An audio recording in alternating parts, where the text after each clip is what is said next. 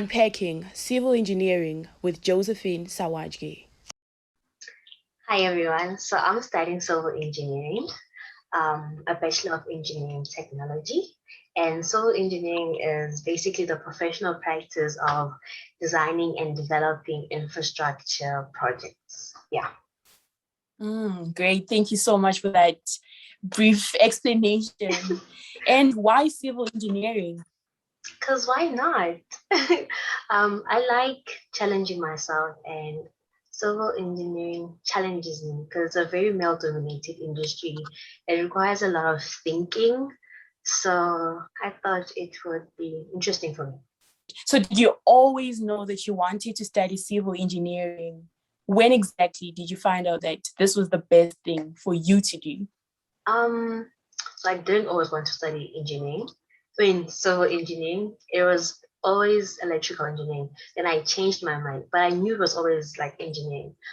But then I decided to do civil, just along my varsity registrations. It just came up like that. Great. Well, that's really a good one. So for those people that are not sure what to study while they're still in high school, what advice would you give to them? I'll definitely tell them to take their time, not to feel pressured by people, because people like pressuring others. So they should, take gap years, it's not too long, and really find what it is that they're interested in. They shouldn't feel pressure to go to university because their friends are going, because their classmates are all going, only for them to get there and then 2, 3 years down the line, they are like dropping out of the course all because they didn't like what they were doing. So I'm sure when you were still in high school or, during registration while you were applying, you had your own imagination of what civil engineering was all about.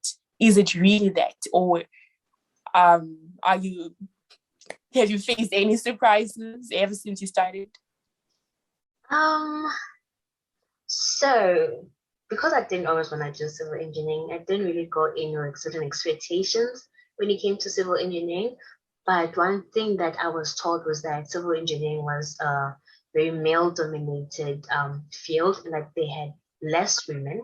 So when I got to university and saw a lot of women, I was pretty shocked, But then, like, we move on and then you go on site, it's like there's so few women, and you'd be so confused, like, wait, what happened to all these graduates?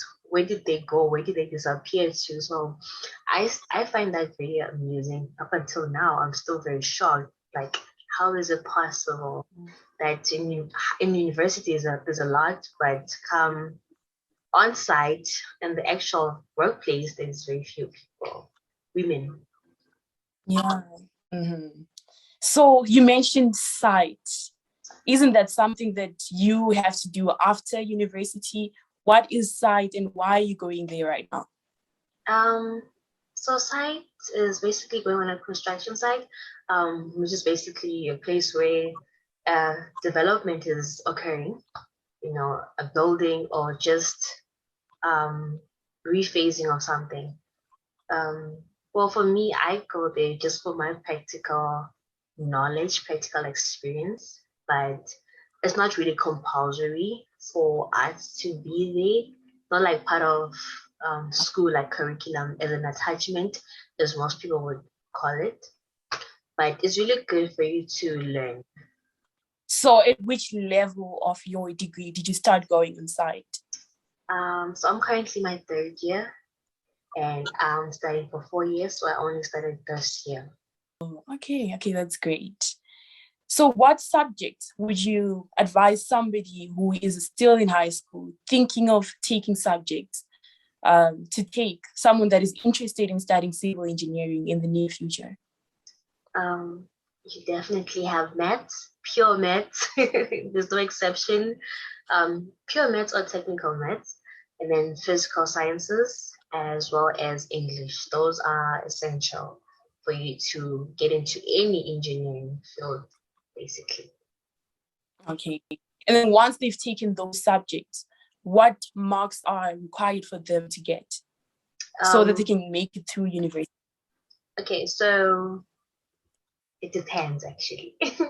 So there's the Bachelor of Engineering in Technology, which has a APS of 26, and then minimum of 50 for English, minimum of 50 for maths, minimum of 50 for physics. And then there's the Bachelor of Engineering Technology mainstream, which is 50 as well. And then there's 60 for maths and for physics. And then there's Bachelor of Engineering, which is 60 for English, 60 for maths, 60 for physics. So it really depends which stream you want to go along in, yeah. Oh, that makes sense. That makes so much sense. So you mentioned that your degree is 4 years long. Are Yes. all engineering degrees 4? Okay, so Bachelor of Science, which is the B.Eng, is 4 degrees. Then my degree, I'm doing it for 4 years, but it's technically a 3-year program as well. So yeah. Okay, thank you for that clarity. Right. All right. Is there anything else that you'd like to tell our viewers, people that are interested in studying civil engineering?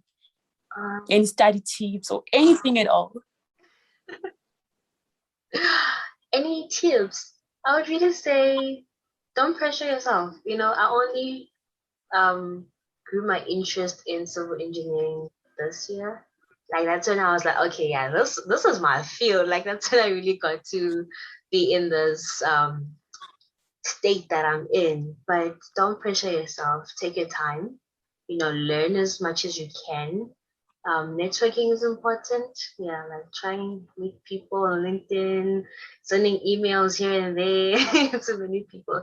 That would really help you. Hiding in the DMs of email. Listen, you do that. Okay, you network as much as you can. Thank you so much, Josie, for sharing all of that with us. We really appreciate it. And I'm sure people that are viewing right now loved everything and appreciated everything that you had to share with them. Thank you for Thank you. having me.